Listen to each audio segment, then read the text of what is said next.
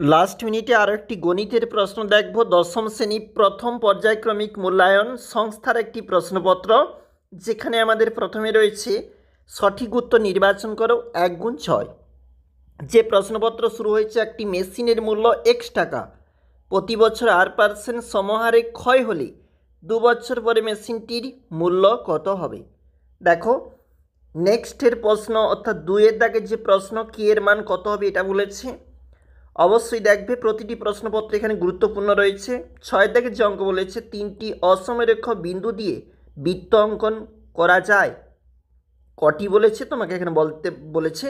2-এর দাগের যে প্রশ্ন, যে কোনো 5টি 2 নাম্বার করে রয়েছে, বার্ষিক সরল সুদের হার কত হলে 5 বছরের সুদে আসলে 1/4 হবে। দেখে নেবে অবশ্যই। 2 নম্বর পেজটায় চলে যাচ্ছি, যেখানে আমাদের পরবর্তী প্রশ্ন রয়েছে। দেখো কোন কোন প্রশ্ন অবশ্যই গুরুত্বপূর্ণ।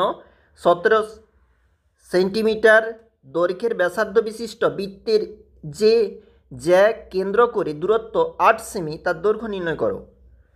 কে এর মান নির্ণয় বলেছে, অবশ্যই গুরুত্বপূর্ণ থাকছে। 3-এর দাগের যে প্রশ্নপত্র, যদি বার্ষিক চক্রবৃদ্ধি সুদের হার প্রথম বছর 4%, দ্বিতীয় বছর 5%, তবে 25,000 টাকা 2 বছরে চক্রবৃদ্ধির সুদ কত হবে। দেখবে অবশ্যই গুরুত্বপূর্ণ থাকছে। এরপরে 4-এর দাগে আমাদের রয়েছে সমাধান করো। 2টি অঙ্ক রয়েছে এখানে। এরপরে 5-এর দাগের যে অঙ্ক বলেছে, কলমের মূল্য প্রতি ডজনে 6 টাকা কমলে, অবশ্যই দেখবে। চলে যাব আমাদের পরবর্তী পেজটা, 3 নম্বর পেজটা যেখানে রয়েছে। যে কোনো একটি প্রশ্নের উত্তর বলেছে তোমাকে।